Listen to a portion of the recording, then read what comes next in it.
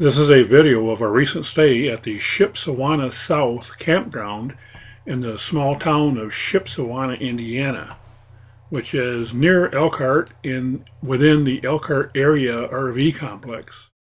Shipshewana is an Amish town, and you can't go anywhere without seeing a buggy or a bicycle or some other old form of transportation. And the first day or so, it seems kind of quaint to see these buggies all over the place. But actually, after we were here a couple days, we realized that you really got to be careful because they're such slow-moving vehicles that they can just dart out anywhere, and you really got to be on your toes when you're driving. So defensive driving is the key here. And we're set up here in spot 62. And it's not a bad looking park.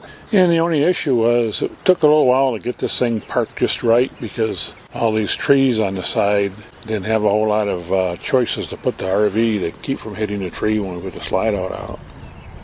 And it's right off Highway 5, so during the daytime anyway, you can get some noise, traffic noise, but at nighttime it kind of settles down a little bit, so the nights haven't been too noisy at all. There's also Wi-Fi on site, and there's actually quite a few antennas around, so you shouldn't be in a situation where you can't get adequate Wi-Fi signal. And the real draw of the Shipshewana campground is not the campground amenities anyway. It is because the small town of Shipshewana is fairly well known, at least in the Midwest, of having a fairly large flea market that is open Tuesdays and Wednesdays. And they have, a couple nice restaurants with Amish cooking, traditional, I guess, I don't know. There's also a Blue Theater here, which this week, anyway, B.J. Thomas and Eddie Money are playing, so they do draw some good entertainers. You have easy access to all those things.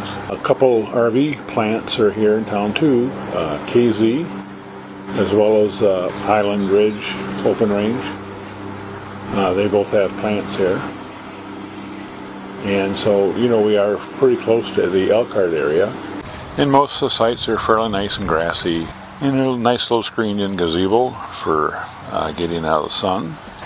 And this is one of two restroom areas. And there's also a community shelter and a second bathhouse. And unfortunately, if you want a campfire, there's only community campfires available. You can't have a campfire at your site unless you have your own fire ring. And in addition to the already mentioned flea market, entertainment, and restaurants, other attractions include Amish furniture making, arts and crafts, and special events, and plenty of ice cream shops.